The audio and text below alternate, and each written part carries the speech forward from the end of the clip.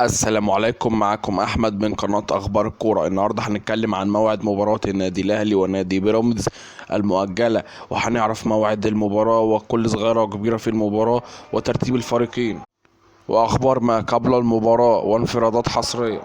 بس يا ريت تكمل معايا الفيديو للنهاية وتصلي على النبي قبل كل شيء، وتحط لايك واشتراك في القناة وتفعل زر الجرس ليصلك كل جديد منا ان شاء الله. ويلا بينا نخش في التفاصيل الان. وبعد فوز النادي الاهلي على نادي بيراميدز بهدف مقابل لا شيء احرزه اللاعب راس الحربة وسام ابو علي الفلسطيني، يتبقى له 3 مباريات مؤجلة في من الدوري المصري الممتاز، واذا لعبهم وفاز بهم جميعا يبقى هو المتصدر للدوري المصري، ومحدش هيقدر يوصل للرقم اللي هيوصل له.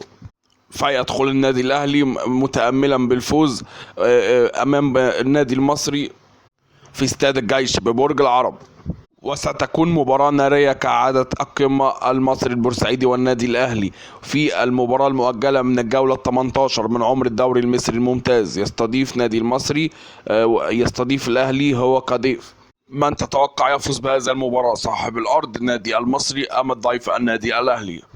تذاع المباراة عبر الملك الحصري اون تايم سبورتس، الملك الحصري لبطولة الدوري المصري، القناة المصرية.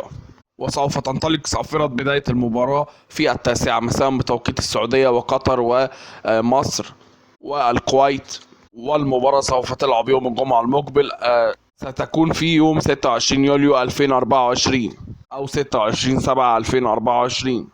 نتمنى لكم مشاهدة ممتعة للجميع يوم الجمعة المقبل إن شاء الله. يا ريت لو استفدتوا من الفيديو تحطوا لايك واشتراك في القناة وتوصلنا ل1 مليون مشترك، حلمنا إن شاء الله، وليكم مكاسب كتيرة عندنا وهدايا.